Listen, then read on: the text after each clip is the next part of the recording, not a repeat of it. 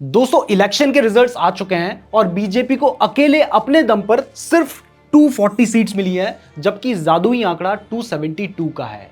यानी अगर बीजेपी को अब गवर्नमेंट बनानी है तो वो अकेले नहीं बना सकती है, उसको अपने अलायंसेस के साथ मिलकर ही सरकार बनानी पड़ेगी। और ये जो सरकार है ये एक मिली जुली सरकार होने वाली है। तो ये जो मिली जुली सरकार होती है ना, इसका स्टॉक मार्केट में काफी नेगेटिव इंपैक्ट पड़ता है। और वो इंपैक्ट क्या होगा, आज मैं इसके बारे में बात करने वाला हूं। इसके साथ ही मैं आपको ये भी बताऊंगा कि कौन से ऐसे सेक्टर्स हैं जिनके ऊपर बीजेपी का फोकस है और जिनको आप कंसीडर कर सकते हैं, और कौन सी ऐसी बात है या कौन सा ऐसा सेक्टर है जिस पर आपको ध्यान देने की जरूरत है। ये बहुत ज्यादा इंपॉर्टेंट है जो मैं आपको बताऊंगा, और इस पर शायद अभी तक किसी का ध्यान नहीं गया है। तो इस वीडियो को जरा ध्यान से देखना, लेकिन उससे पहले कमेंट करके जरूर बताना कि आप कौन सी स्टेट से हैं और आपके अकॉर्डिंग बीजेपी की सीट्स मेजॉरिटी से कम आने के पीछे रीजन क्या है। तो सबसे पहला जो इंपैक्ट मेरे अकॉर्डिंग इस कोलिशन गवर्नमेंट का पड़ेगा वो पड़ेगा बजट के ऊपर। क्योंकि अभी बीजेपी को इतना तो समझ आ गया है कि जो वो मान के चल रहे थे कि पूरी उनकी हवा चल रही है, अब हवा उतनी ज्यादा नहीं है जितना उन्होंने सोचा था।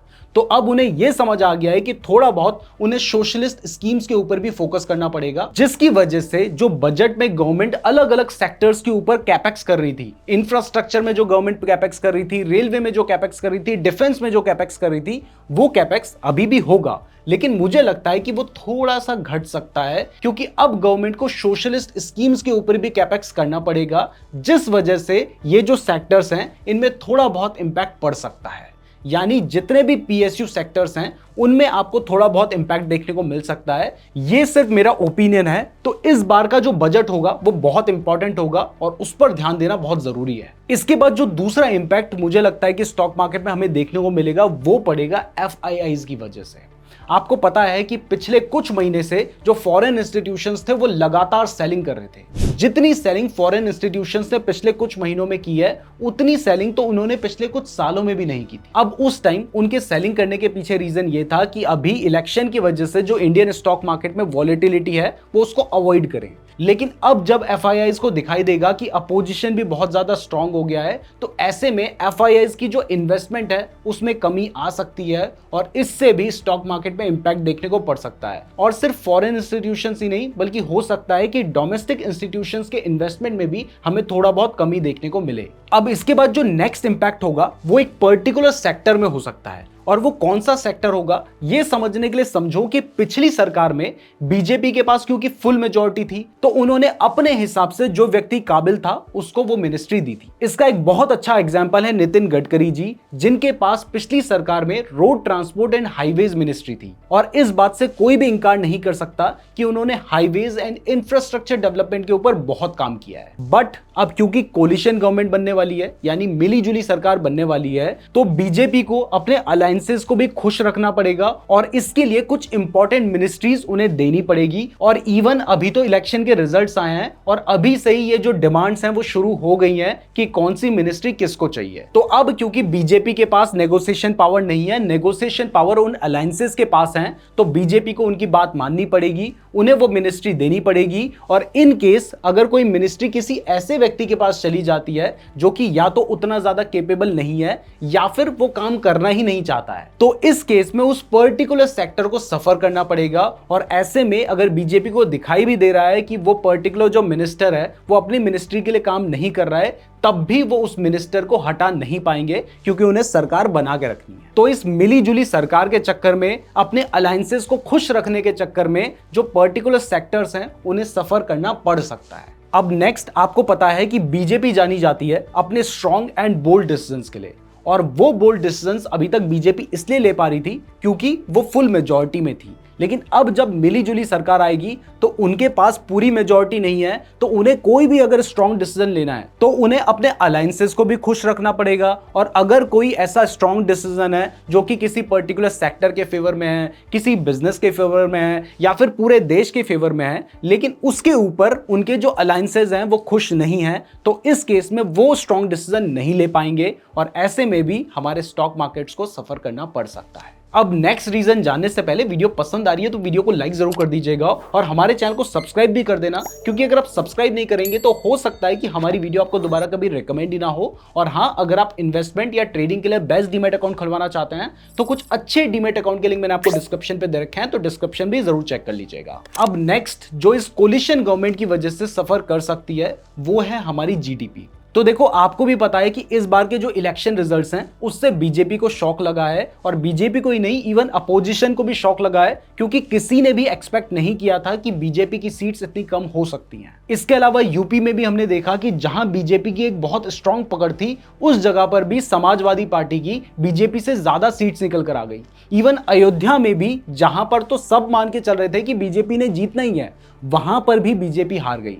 तो अब बीजेपी जब ये पूरा एनालिसिस करेगी तो उन्हें दिखाई देगा कि कई जगह पर उन्हें पब्लिक को खुश करने की जरूरत है। अब पब्लिक को खुश करने के लिए उन्हें कई सारी चीजें करनी पड़ेंगी, कई सारी ऐसी स्कीम्स लानी पड़ेंगी जिनमें बहुत ज्यादा पैसा खर्च होगा। वो पैसा जो कि शायद पहले डिफेंस सेक्टर में लग सकता था, शायद इंफ्रास्ट्रक्चर को डेवलप करने में लग सकता था, तो इसका जो असर होगा वो हमारी जीडीपी में भी देखने को मिल सकता है। तो अगर जीडीपी की ग्रोथ थोड़ी कम होती है तो इसका डायरेक्ट असर भी हमें स्टॉक मार्केट में देखने को मिल सकता है। तो कोलिशन गवर्नमेंट बनने का स्टॉक मार्केट में क्या असर पड़ेगा ये तो हमें समझ आ गया है, लेकिन यहां पर एक पॉइंट आपको क्लियर कर दूं कि देखिए, क्योंकि चाहे कैसे भी बन रही हो, आखिर में बन तो बीजेपी की ही गवर्नमेंट रही है, तो कोशिश तो बीजेपी की रहेगी कि वो उन्हीं सेक्टर को फेवर करे जिन सेक्टर को वो पहले से फेवर करती आ रही थी। भले ही उस मोमेंटम या स्पीड के साथ जो गवर्नमेंट है वो उन सेक्टर्स को फेवर ना कर पाए, लेकिन फेवर उन्हीं सेक्टर्स को मिलना है, और बहुत ज्यादा पॉलिसीज में चेंज आने के चांसेस भी कम है। तो इससे स्टॉक मार्केट में लॉन्ग टर्म में उतना ज्यादा इंपैक्ट नहीं पड़ेगा। लेकिन एक चीज का ध्यान रखना कि मैंने आपको बताया है कि कोई एक पर्टिकुलर मिनिस्ट्री अगर किसी दूसरे व्यक्ति के पास या किसी अलायंस के पास जाती है तो वहां पर वो उसमें किस तरीके से काम कर रहे हैं, इस पर आपको ध्यान रखना होगा।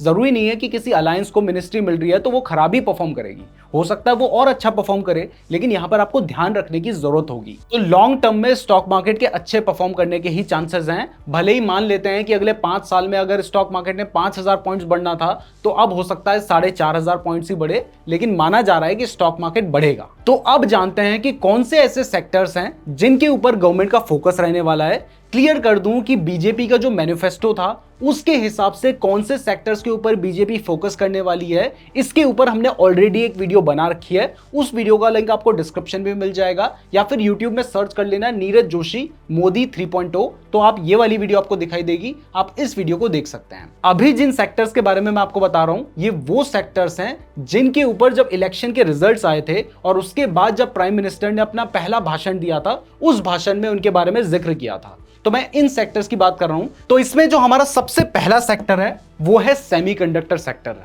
अपने रीसेंट भाषण में प्राइम मिनिस्टर ने इस सेक्टर के बारे में बात की है, तो आप इस सेक्टर पे नजर बनाए रख सकते हैं। और इस सेक्टर के अगर आप स्टॉक्स के बारे में जानना चाहते हैं तो कमेंट कीजिए, अगर आप लोगों के अच्छे खासे कमेंट आएंगे तो हम इसके ऊपर भी वीडियो बना देंगे।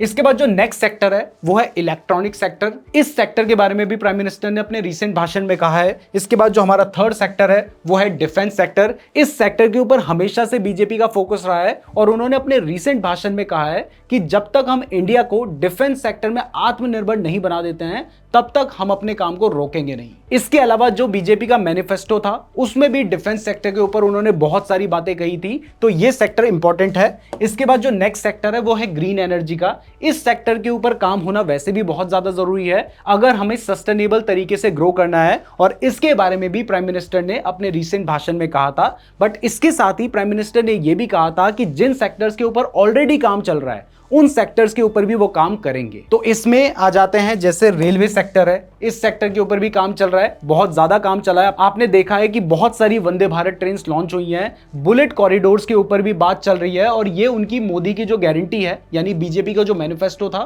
उसमें भी कहा गया था। इसके अलावा आप फार्मा सेक्टर के ऊपर भी अपना फोकस बनाए रख सकते हैं। लेकिन एक और बात का ध्यान रखना कि कौन से सेक्टर की जो मिनिस्ट्री है वो कौन से अलायंस के पास जा रही है, ये भी बहुत ज्यादा इंपॉर्टेंट है, और उसका जो डेवलपमेंट होगा वो उस अलायंस के या उस मिनिस्टर के ऊपर बहुत ज्यादा डिपेंड करेगा। अब अभी जो वीडियो हमने बनाई है ये इस बात को ध्यान में रखते हुए बनाई है कि बीजेपी अपने अलायंसेस के साथ मिलकर गवर्नमेंट बना लेगी, लेकिन जब तक ओथ नहीं हो जाती है तब तक मार्केट में बहुत सारे चेंजेस देखने को मिल सकते हैं। स्टॉक मार्केट को प्रिडिक्ट करना भी बहुत मुश्किल हो चुका है, क्योंकि जैसे जैसे न्यूज आ रही है वैसे वैसे जो स्टॉक मार्केट है वो बढ़िया घट रहा है। ऐसे ही न्यूज आई कि चंद्रबाबू नायडू ने एनडीए के साथ रहने का ही फैसला किया है और वो एनडीए के साथ ही है। उस टाइम पर वापस से स्टॉक मार्केट बढ़ने लग गया, तो सारा मार्केट न्यूज के हिसाब से चल रहा है। तो आगे स्टॉक मार्केट से रिलेटेड जो भी अपडेट होगा वो मैं आप तक पहुंचाता रहूंगा, इसलिए हमारे चैनल को सब्सक्राइब जरूर कर दीजिए, क्योंकि अगर आप सब्सक्राइब नहीं करेंगे तो हमारी वीडियो हो सकता है कि आपको दोबारा कभी रिकमेंड ही ना हो। फ्री डीमैट अकाउंट के लिंक डिस्क्रिप्शन पे दिए गए हैं, वीडियो को लाइक भी जरूर कर दीजिएगा। और अगर आप जानना चाहते हैं कि बीजेपी गवर्नमेंट आने के बाद कौन से सेक्टर्स अच्छा परफॉर्म कर सकते हैं और उसके कौन से स्टॉक्स, तो यहां पर आपको वीडियो दिखाई दे रही है, आप इस वीडियो को देख सकते हैं। धन्यवाद।